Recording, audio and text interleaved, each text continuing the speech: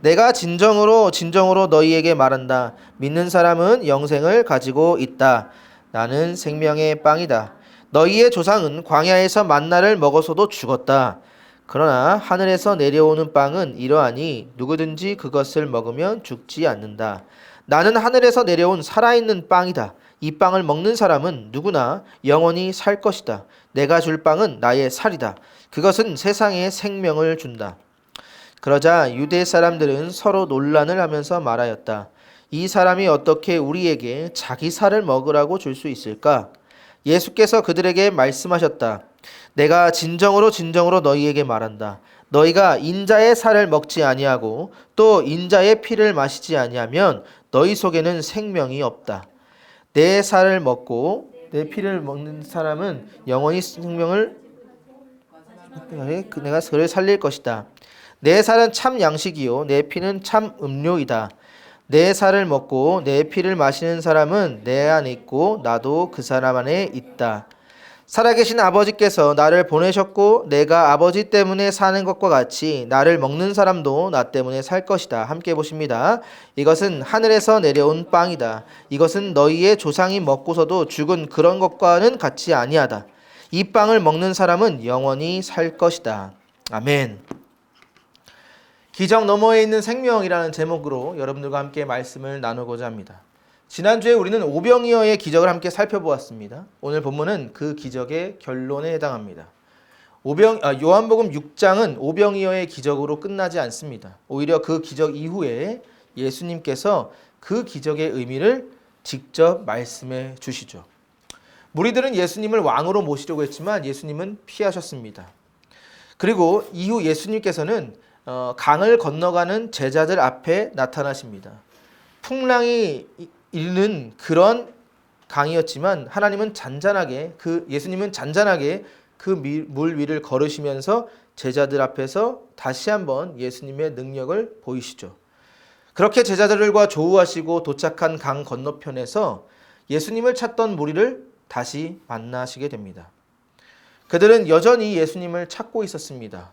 그 이유는 분명했죠. 바로 다시 한번 자신들을 배부르게 할 예수님이 필요했기 때문입니다. 그들을 향해 예수님은 이렇게 말씀하십니다. 27절입니다. 너희는 썩어 없어질 양식을 얻으려 일하지 말고 영생에 이르도록 남아있을 양식을 얻으려고 일하여라 라고 말씀하시죠. 썩어 없어질 양식을 구하지 말고 영원한 생명을 위해서 일하라고 말씀하십니다. 예수님은 그들에게 이러한 말씀을 하신 이유는 그들이 여전히 그 기적에서 멈춰 있길 원했기 때문이죠. 기적 자체가 문제가 아니라 기적에 멈추려는 마음이 문제인 것입니다. 그들은 분명 오병이어의 기적을 보았습니다. 그러나 그 기적이 정확하게 가리키고 있는 예수님을 보진 않았습니다. 요한복음은 기적을 표적이라고 말합니다. 그 이유는 기적은 놀라운 사건입니다. 그러나 표적은 그 사건이 가리키고 있는 방향입니다. 기적은 우리의 눈을 사로잡습니다. 표적은 그 시선을 다른 곳으로 돌립니다. 기적은 능력을 보여줍니다. 그러나 표적은 그 정체를 드러냅니다. 다시 말하면 무리는 분명히 기적을 경험했습니다. 그러나 표적을 이해하지는 못했습니다. 표적을 보았지만 표적이 가리키고 있는 예수님께로 나아가지는 못했던 것이죠. 표적을 이해하지 못하는 무리들에게 예수님은 48절에서 이렇게 말씀하십니다. 나는 생명의 빵이다.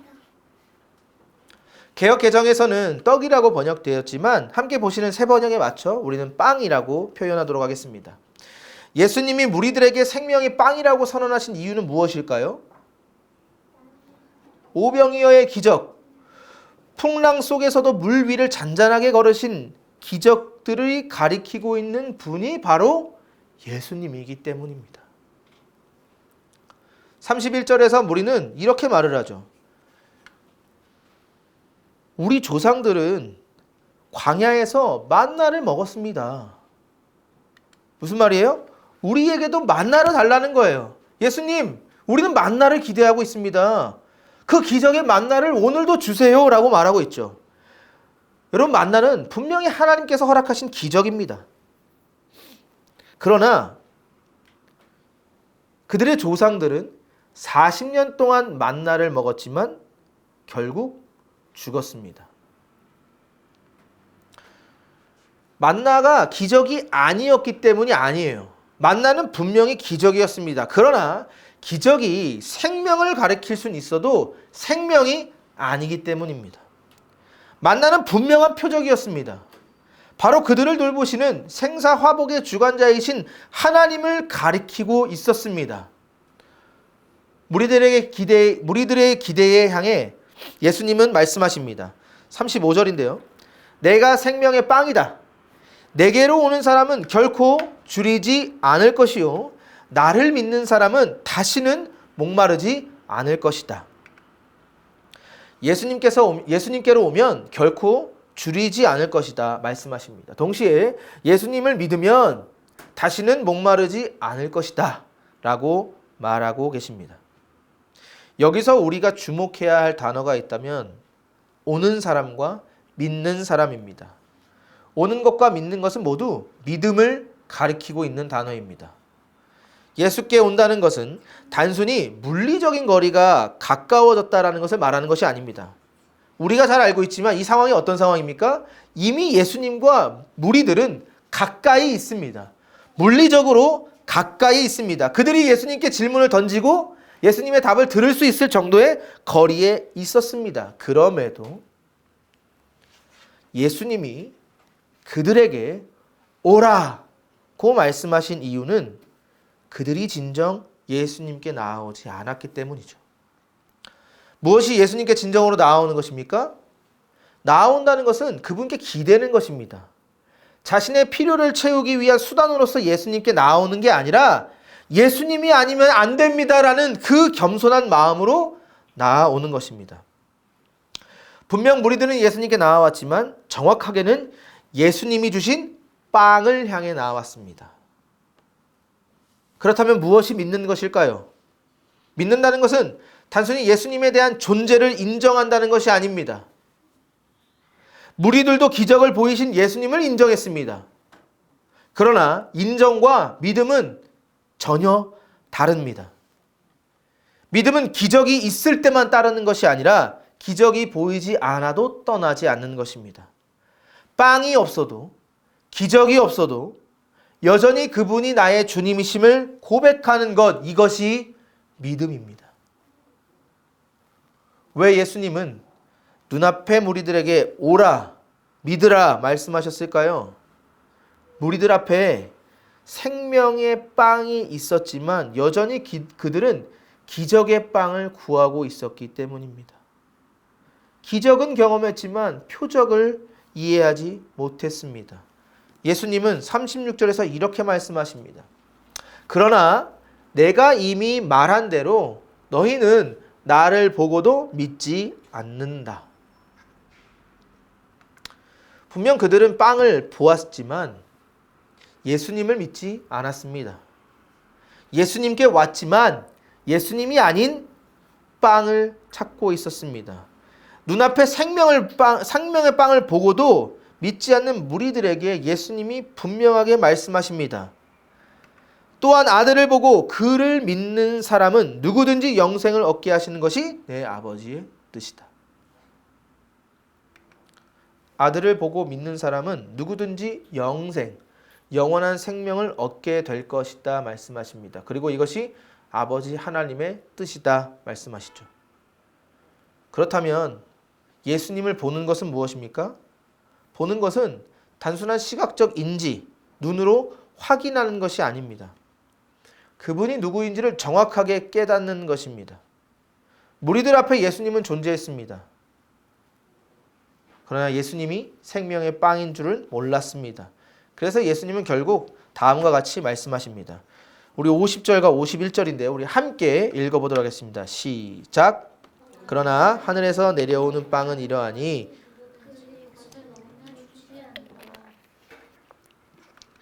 나는 하늘에서 내려온 살아있는 빵이다.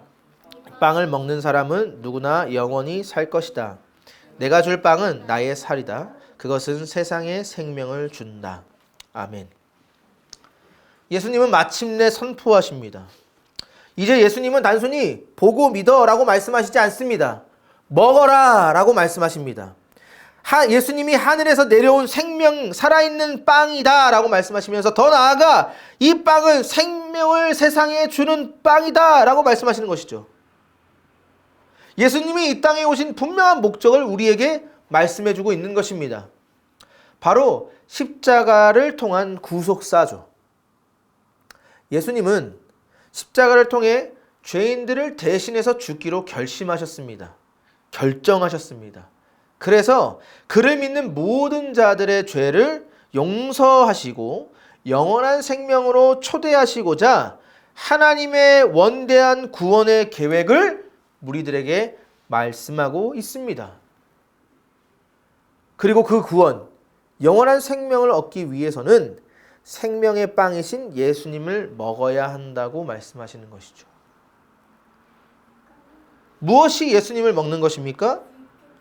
예수님을 내 안에 받아들이는 것입니다.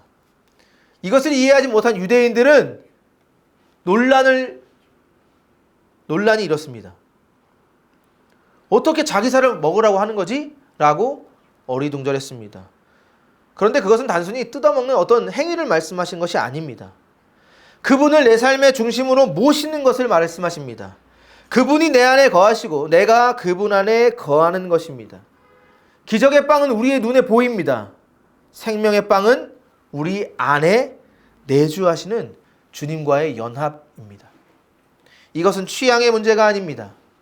선택의 문제도 아닙니다. 53절에서 예수님은 분명히 우리에게 말씀하십니다. 인자의 살을 먹지 아니하고 인자의 피를 마시지 아니하면 생명이 없다. 먹지 않으면 생명이 없다 말씀하십니다. 이름 없는 교회 성도 여러분, 예수님은 기적의 시선이 쏠려 있는 무리들과 이 시대를 살아가고 있는 우리들에게 기적 너머에 있는 생명으로 우리를 초청하십니다. 오병이어의 기적이 무리들을 사로잡았고 그들의 왕으로 모실 충분한 이유가 되었지만 그것은 예수님이 이 땅에 오신 목적이 아닙니다. 기적은 분명히 오늘을 살게 합니다. 그래서 예수를 믿는 사람이나 믿지 않는 사람이나 모두가 기적을 기대합니다. 오늘을 이겨내기 위해서. 그러나 중요한 것은 기적은 결코 우리에게 영원한 생명을 주지는 못합니다. 만나를 먹었던 세대도 광야에서 죽었습니다. 우리는 이것을 기억해야 합니다. 기적은 생명을 가리킬 뿐 생명이 아닙니다. 여러분, 우리는 무엇을 찾아 헤매고 있습니까? 우리의 일상 속에서 우리는 무엇을 아버지 앞에 가장 많이 구하고 있습니까? 주님 앞에 나아가 기도할 때에 우리의 기도의 제목은 무엇을 말하고 있습니까? 기적입니까? 아니면 기적 너머에 있는 생명입니까? 기적이 우리를 배부르게 할 수 있을지 몰라도 우리를 영원히 살게 하는 것은 생명의 빵이신 예수님입니다. 그렇기에 우리는 기억해야 합니다. 우리는 기적으로 살아가는 사람들이 아니라 예수님과 동행하는 생명의 빵을 먹는 사람들이다. 눈앞에 기적에 매몰되는 것이 아니라 눈앞에 일어나는 기적을 따라가는 것이 아니라 눈을 들어 그 기적이 결국 가리키고 있는 예수님께 주목해야 합니다. 예수님을 주목한다는 것은 예수님께 기적을 구하는 것이 아니라 예수님께서 우리에게 이미 허락하신 생명의 빵을 먹는 것입니다. 그 예수님으로 인하여서 채워지고 만족하고 예수님을 누리는 것입니다. 세상 모두는 기적을 기다립니다. 그러나 우리는, 그리스도인은 기적 너머에 있는 생명이신 예수님을 먹음으로써 우리 안에 살아계시는 예수님과 오늘을 동행하는 사람들입니다. 기적은 지나갑니다. 그러나 생명은 영원합니다. 이름 없는 교회 모든 성도 여러분들이 기적을 쫓는 무리가 아니라 생명을 먹고 예수님께 끝까지 떠나지 않는 제자로 서시기를 주님의 이름으로 축원합니다.